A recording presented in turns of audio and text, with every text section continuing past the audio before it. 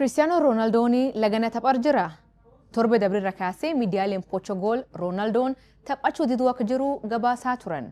Kalee taph gareen isaa Al Nassr Al Riyad waliin taphatirratti mul'achuu dhabuun isaa oduu kana mirkaneessee jira.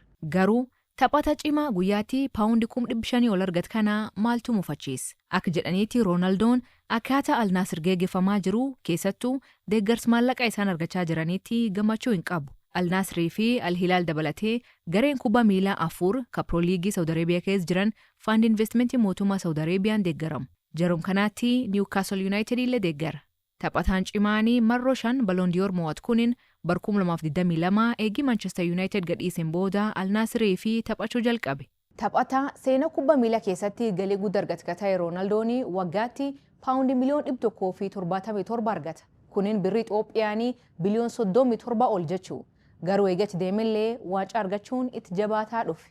Akka BBC Sport odeeffateetti sababi guddaan Ronaldoon dallaneef yookiin aaree fi Karim Benzemaanii garee Al Hilaalitti makamu.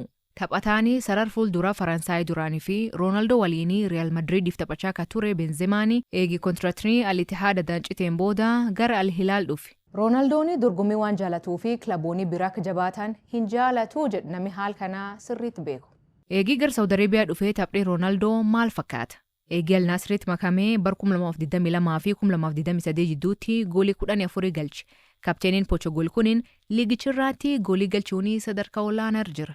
Badhaasa kubbaa miilaa Globe Soccer Awards irratti taphata cimaa baay'ee galeessa ta'uun badhaafame. Badhaasichirratti kaayoon kiyya maal akka ta'e hin beektanii jedha. Waancaa mo'achuu barbaada, goolii 1000 ga'uu barbaadaa jedha. Lakkoofsaan ammoo yoo hin miidhamin inum ga'a jedhe. Kaayoo hangalmaan ga'uu fi goolii 39 qofaatu hafaaf.